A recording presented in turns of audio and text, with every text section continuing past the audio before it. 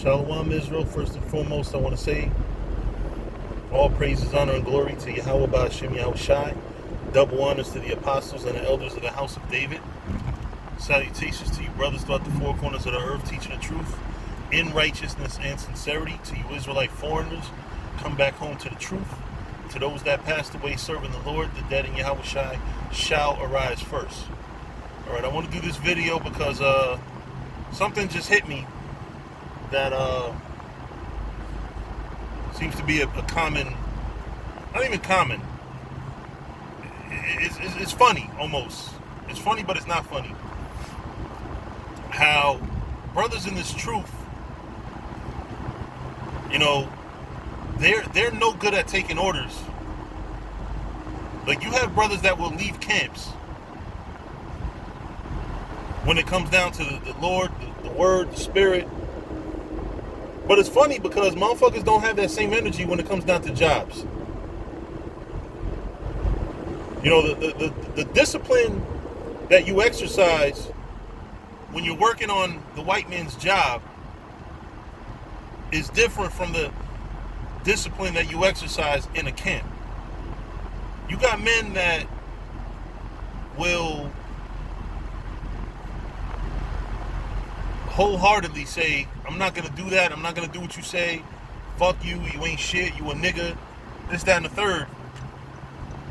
But the obedience that they practice at the white man's job is impeccable. It's just funny. You know, you don't tell your boss, you can't tell me what to do. Who are you? You don't question that.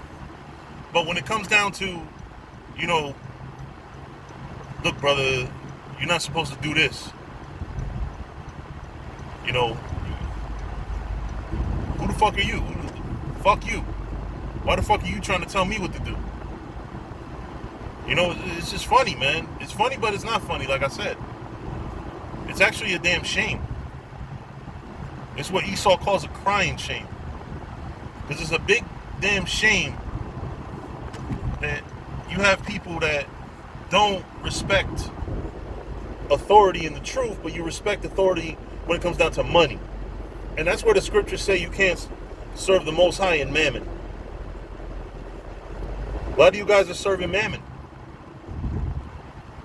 because you won't take an order from a leader in your church. But when it comes down to, the white man could hire some fucking pipsqueak that has never done your job a day in his life, that just came out of college, and put him over you, and you will listen to him before you listen to a brother that's been in this truth, in the grinding, in the trenches for 5, 6, 7 years longer than you. Somebody that's more experienced in life than you. But you won't listen to him. You will listen to the little fucking pipsqueak that the white man puts over you on the job. The little gay-ass taskmaster.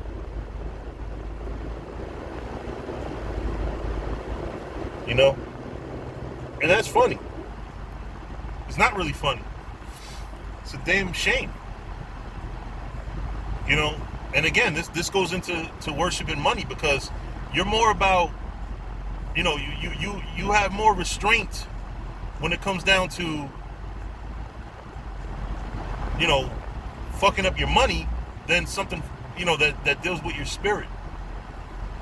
You know, and listen, we've had issues with insubordination in this camp in the past, and those people, those issues got took out.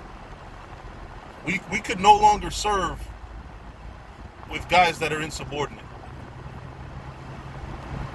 You know, if you don't listen, because it's funny, it's just funny how guys do, you know, have a whole power trip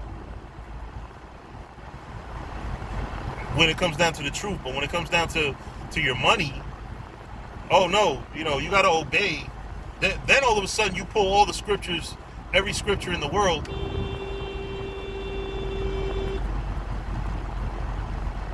You want to pull every single scripture possible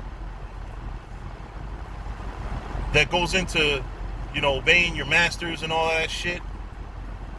You know, use use this world and this, that, and the third. But when it comes down to brothers, you don't have a scripture to obey.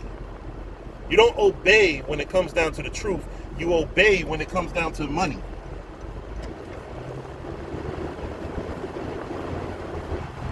And that's wicked.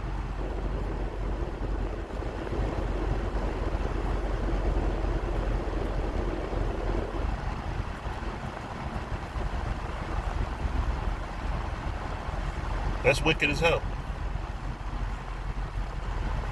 And you got a lot of men in this truth, man. Like, listen, brothers don't like to listen. Me and Gabar talk about it all the time. Like, people don't listen, to brothers in this truth, but they'll listen to the fucking white man on their jobs all day.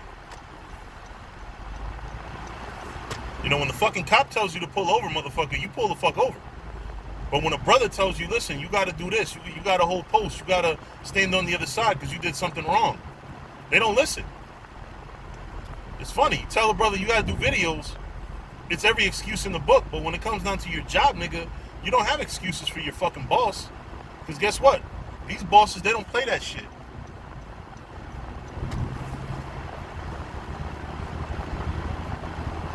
You do what the fuck they tell you to do.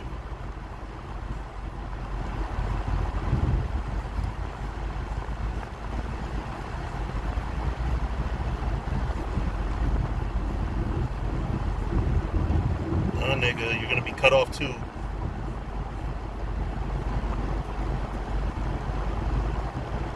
Salak, fucking Edomite cut me off.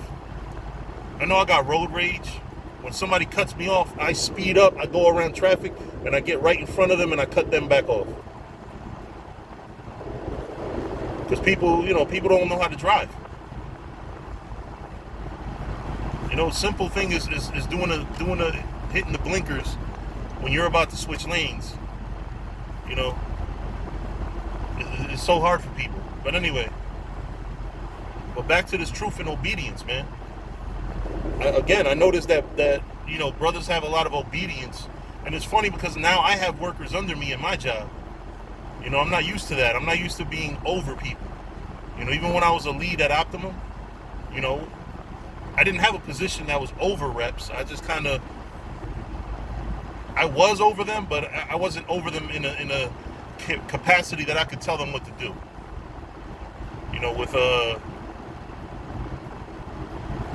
With the so-called with my job now, I actually can tell people what to do.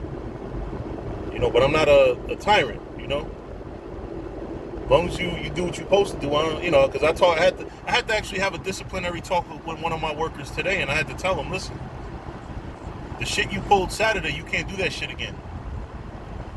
Because the customer fucking, was really pissed off. We stood him up, basically. Because this guy, fell asleep, couldn't wake the fuck up till like 10 o'clock. He was supposed to be at the customer house at 8. So I had to give him a stern talking to, And he damn sure listened, because it comes down to money. But if you get this guy in the truth,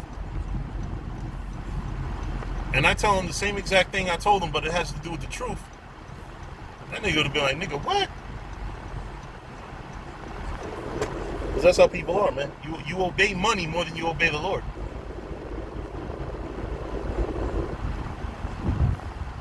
That's a very wicked spirit. That's a very wicked spirit to have. You can't sit here and be in obedience to mammon, to money, and not the Lord. You see it all the time. I'm gonna start actually picturing when we have to do some administrative things at camp. But the messed up part about it is we don't have any of those disciplinary problems we used to have, so that might not be the case. But it's funny, like all the people that we've had in the camp that were so insubordinate. And it's not about ruling over men, it's about guiding men. But you tell a man to do something as simple as,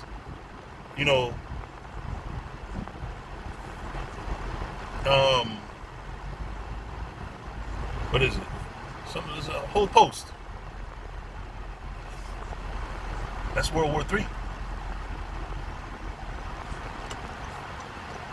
You know, because honestly, brothers don't like to listen. You know, and I noticed that. But when it comes down to money, brothers listen.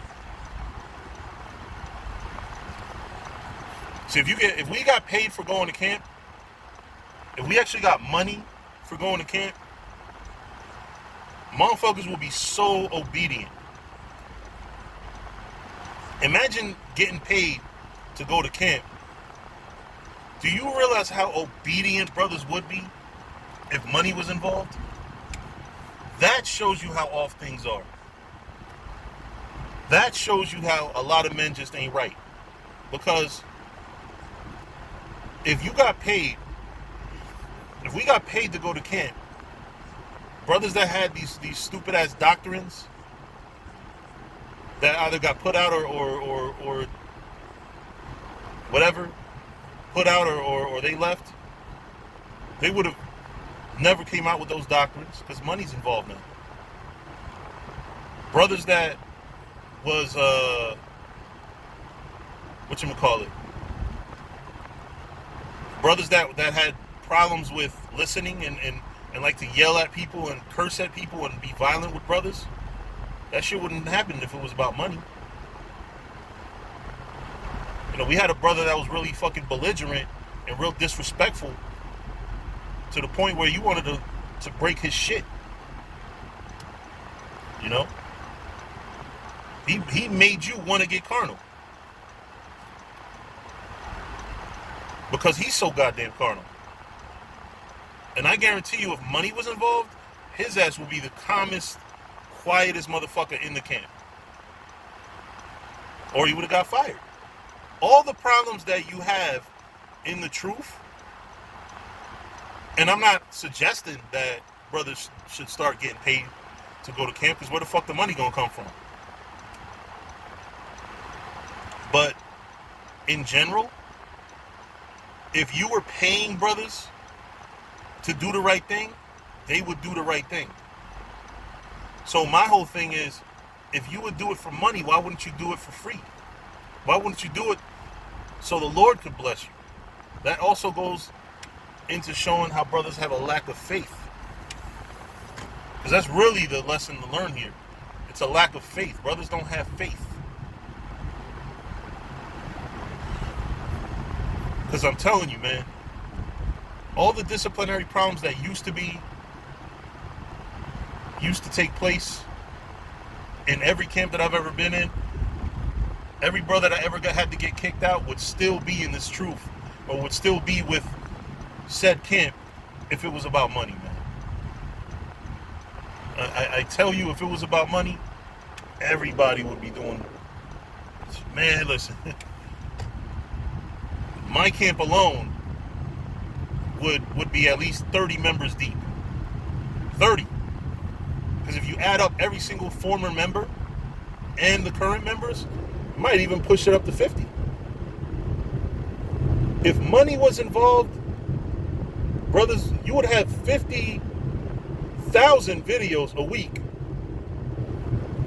alone. Brothers would find shit to talk about. Brothers will be begging me for books. But right now, I gotta fucking argue with brothers for them to finish reading the goddamn books I loaned them. And return them.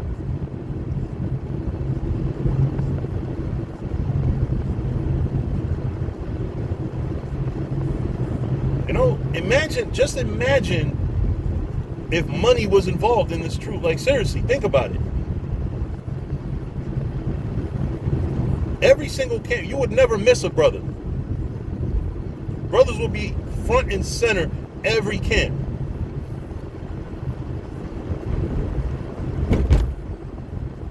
Oh, I got a job, fuck my job. I gotta go to camp. That's how brothers would be. And it's a motherfucking shame how, you know, money can buy your obedience, but the Lord can't.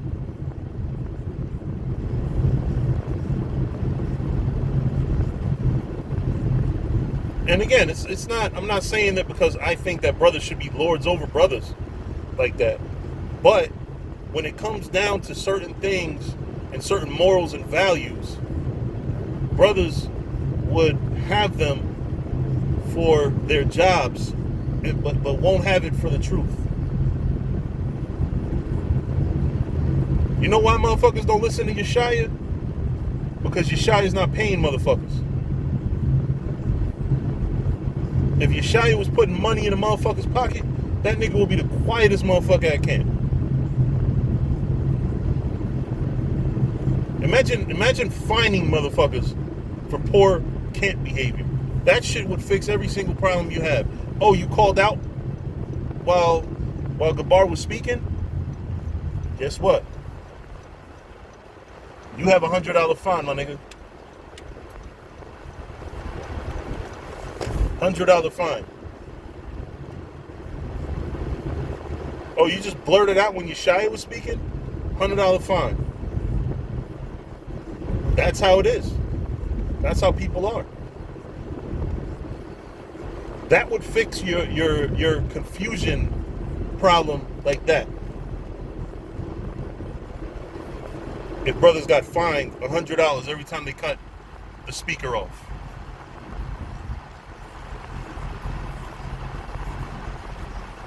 Or if a brother's supposed to be holding post and he's not holding post and he's bullshitting,